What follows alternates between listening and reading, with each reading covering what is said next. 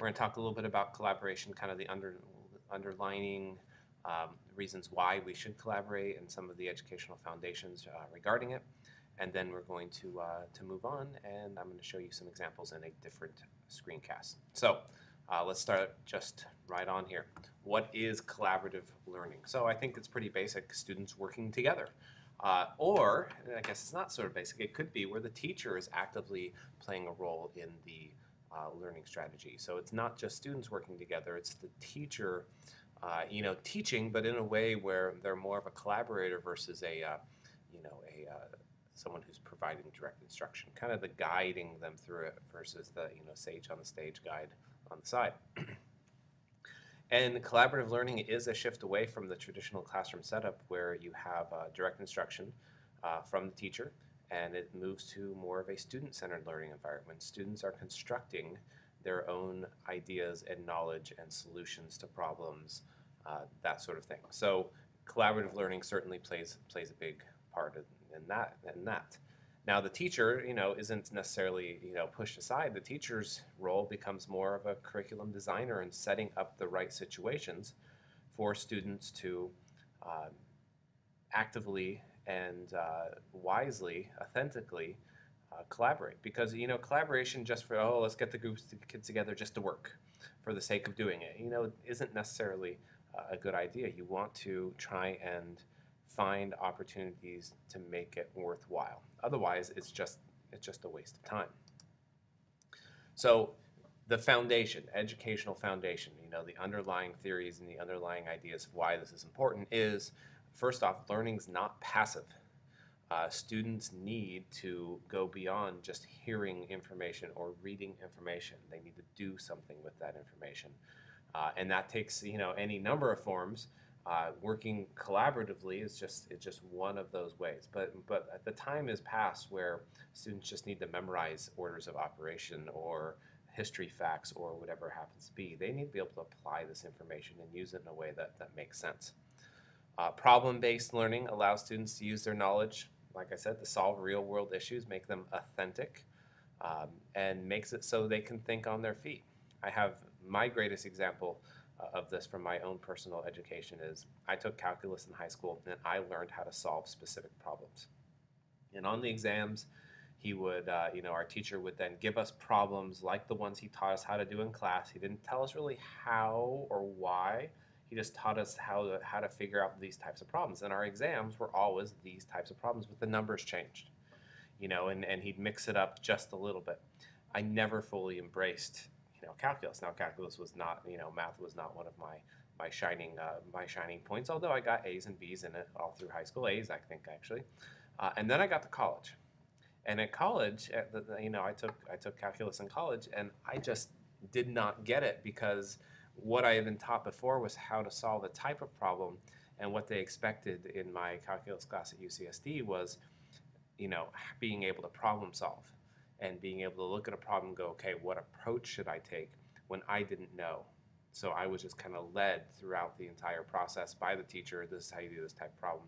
And then that didn't help me at all. So we wanna be able to create students who can problem solve, whether it's in a math class like I just described, or whether it's in the world and they're trying to figure out you're trying to figure out what to buy or who to vote for or anything along those lines.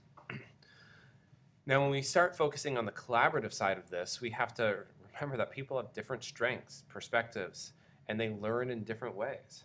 And while there always needs to be individual components, you can't always force people into groups and think that's the solution for every day.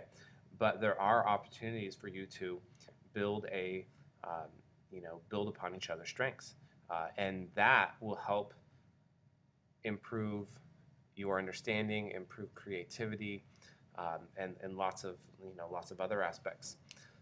There's a book called Imagine. I may have referenced this already that I'm reading right now. Just about done with it. And they go actually. They spend a lot of time talking about Pixar. Pixar's done some pretty good stuff. That is a complete team effort.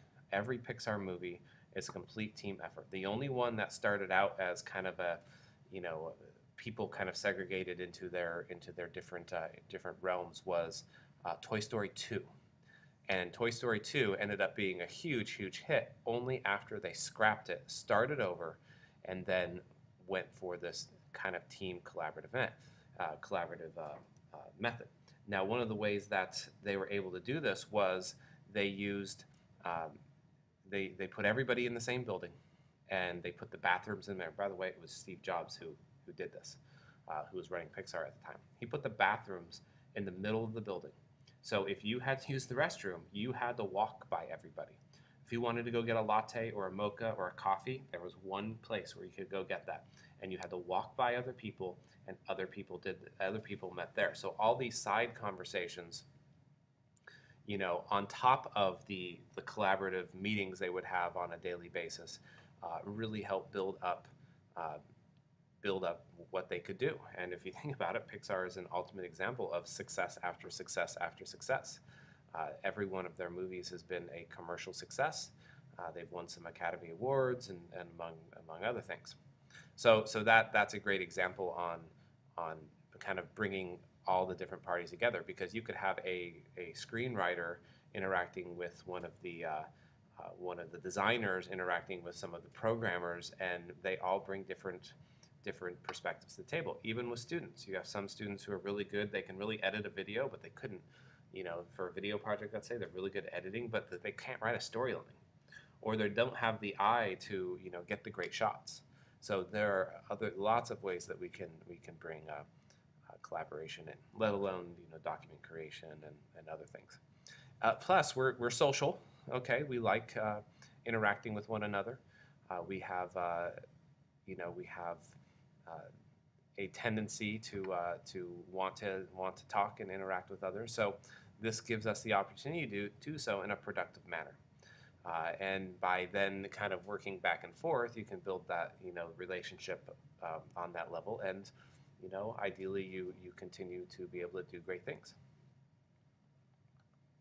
Okay, so uh, obviously this was designed for me to be doing this in class right here, and then you'd be talking right now. So let me just kind of talk about this a little bit. Are the assumptions about learning accurate? Why or why not? I tend to think so. Um, Types of non-technology based collaborative learning I experienced K-12, college, grad school. I can remember doing plays and skits and you know, gosh, not essays, but different projects that you'd work together with, videos you'd work together with. But there are some positives are you got to work with people, and you got to interact and build upon each other's strengths, things that I just talked about. But there's negatives as well. Um, there are some certain things that we have to consider.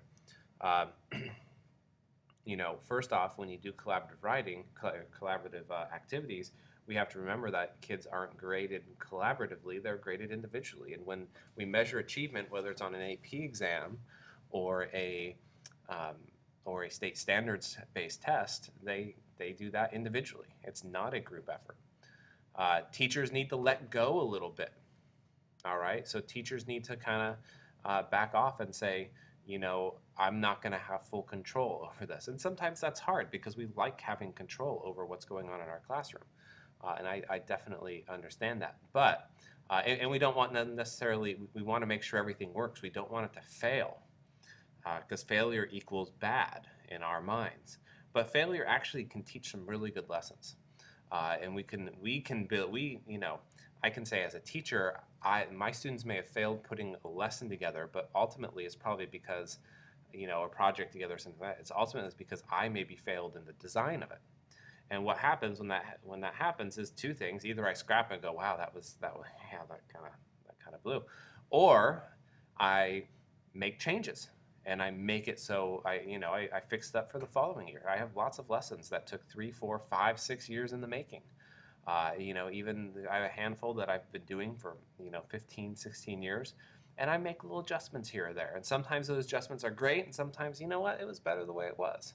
And so it's a lot of give and take. Another, and I talked about this already, is poorly designed lessons do not adequate. We are curriculum designers. If you don't have a nice lesson to work with, that works for your learning objectives, and is authentic and it does all these other things, then that's obviously a problem. Uh, another issue that I didn't have on here that usually comes up in the discussion part was um, you have different types of students doing different things. So so some of them, you have sometimes the group dynamic kind of affects how work is done. You either have um, a slacker who says, "Cool, I'm in the smart kids group," or you have someone who's a type A personality who's super controlling who says, "No, I'm not going to let anybody do anything. I'm going to do it all." All those things can certainly cause some issues and be detrimental to that collaborative process.